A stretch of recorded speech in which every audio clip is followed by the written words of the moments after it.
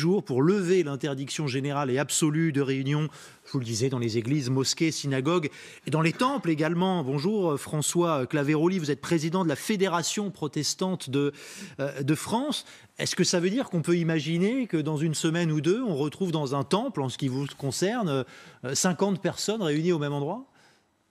Alors, c'est-à-dire que ce référé, effectivement, va amener le gouvernement à modifier son décret du 11 mai, mais ça ne change rien sur le fond en réalité, puisque Édouard Philippe, le Premier ministre, avait quand même évoqué la possibilité de la reprise des célébrations religieuses, toutes confessions confondues, fin mai.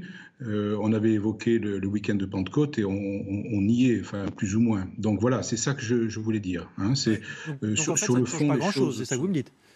Oui, simplement, nous attendons du gouvernement et en particulier du ministère de l'Intérieur des préconisations bien précises. Chaque culte a été en relation avec le ministère de l'Intérieur.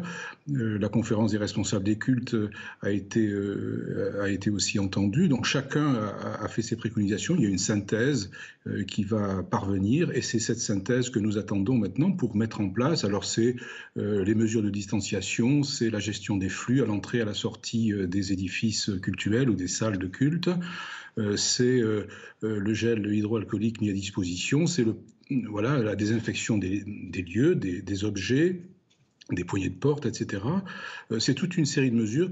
Et puis, peut-être l'une d'entre elles, la plus attendue, c'est la question de la proportionnalité du nombre de personnes par rapport aux surfaces, enfin, oui. Qu'on sache quel est le calcul, au fond, qu'on nous demande et qu'on puisse le mettre en pratique. Les églises, en tout cas pour ce qui est du protestantisme, hein, c'est-à-dire toutes ces églises luthériennes, réformées, évangéliques, baptistes, pentecôtistes, sont prêtes. Hein, les responsables, les pasteurs, les conseils sont prêts et donc nous attendons pour mettre en œuvre ces préconisations.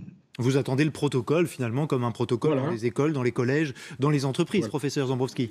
Ce que dit le pasteur Claveroli est tout à fait... Et si on admet qu'il faut prendre les mêmes précautions que celles qu'on impose aux enfants dans les écoles, 4 mètres carrés, un lieu de culte, quelle que soit la religion qui est pratiquée, un lieu de réunion où on peut espacer les gens et donner à chacun 4 mètres carrés, pourquoi pas ? Je remercie François Claveroli d'avoir échangé avec nous sur cette question et on reviendra vers vous quand vous aurez le protocole détaillé pour la reprise, la réouverture des lieux de culte. Merci François Claveroli.